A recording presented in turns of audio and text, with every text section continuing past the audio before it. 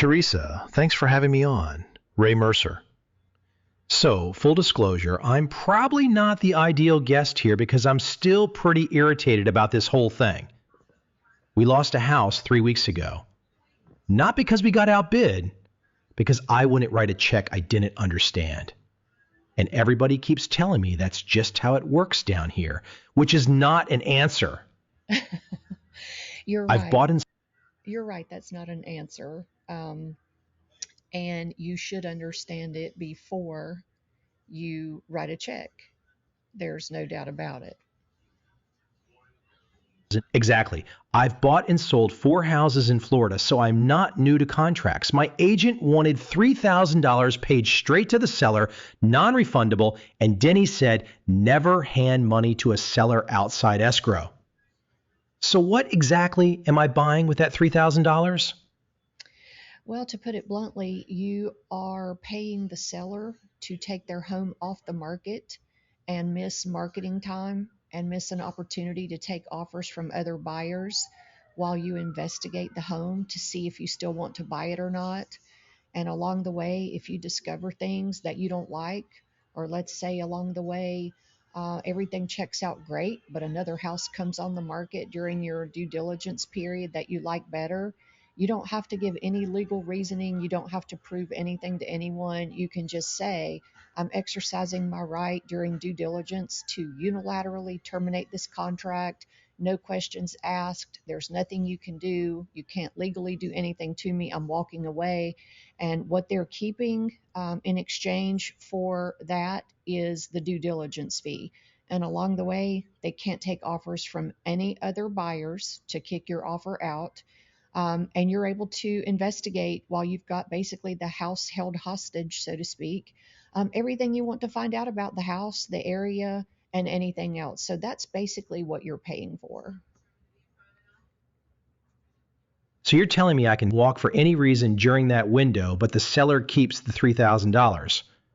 What happens to the earnest money then? Is that gone too, or is it held separately? No, you actually get your earnest money back as long as you terminate during your due diligence period.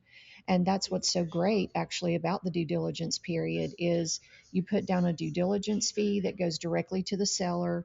They basically say, okay, have at it, check out anything you want to check out. If you want to move forward, great. You get that money credited back to you at closing. If you don't want to move forward, there's nothing I can do about it. You just terminate and walk away. No questions asked, no strings attached. And here is your earnest money back as well.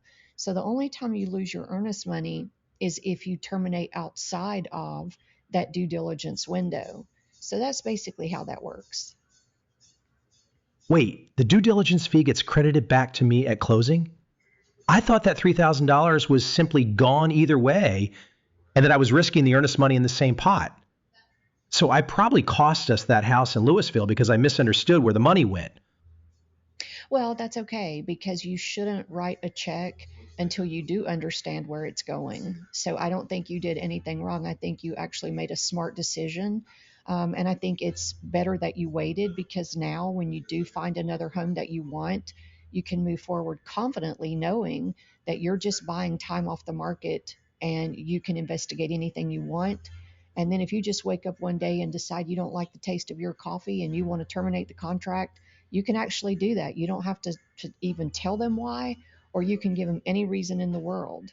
And yes, if you do decide to move forward, then the money, the due diligence money, is credited back to you at closing. So that's not additional money that you have to come up with.